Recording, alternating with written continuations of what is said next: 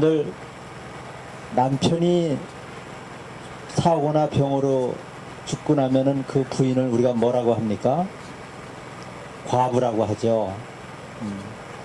또 부인을 잃은 남자를 뭐라고 합니까? 호랍이라고 합니다. 아버지, 어머니를 잃은 아이를 뭐라고 합니까? 고아라고 합니다. 자식을 잃은 부모를 뭐라고 합니까? 없죠. 자식을 잃은 부모의 마음을 말로써 단어로서 표현할 수가 없기 때문에 호라비하고 과부하고 고아라는 말은 있지만은 자식 잃은 부모를 가르치는 말은 지구상에 없는 것 같습니다.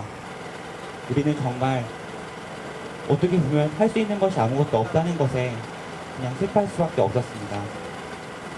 우리가 오늘 여기에 모인 것도 슬프기 때문입니다. 슬프지만 아무것도 할 수 없기 때문에 이곳 한자리에 모였습니다.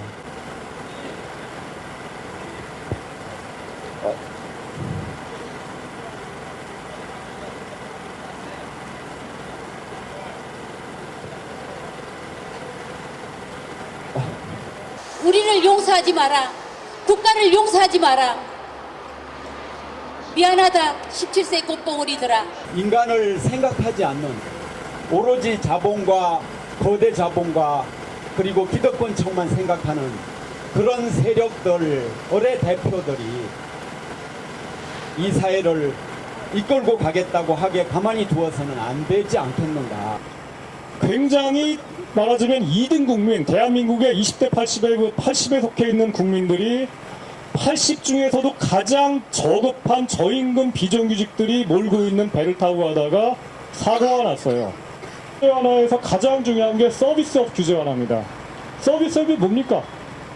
바로 연안여객선이 바로 서비스업입니다. 병원이 서비스업이고요. 복지사업이 다 서비스업이고요. 복지라는 것이 단지 보건복지부에서 하는 것만이 복지가 아니고 교통, 굉장히 중요한 공공 서비스죠.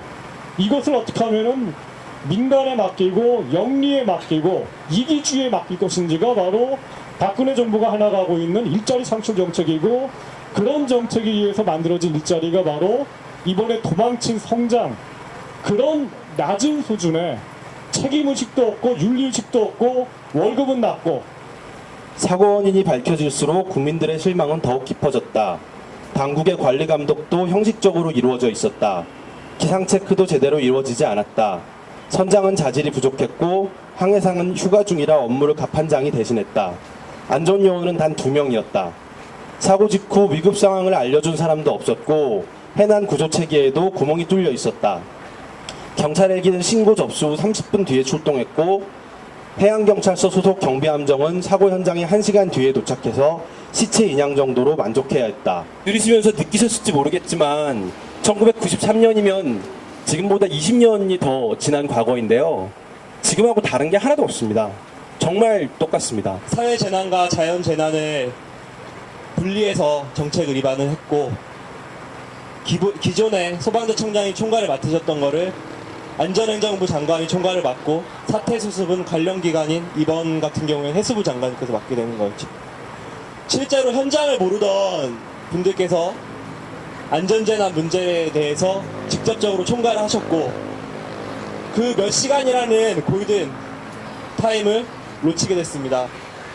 그 침몰하는 뱃속에 있는 그 창문 너머로 구명조끼를 입고 있는 아이들의 모습을 어느 신문사가 보도를 했습니다. 구해지고 있는 아이들을 지켜보면서 그들은 무슨 생각을 했겠습니까?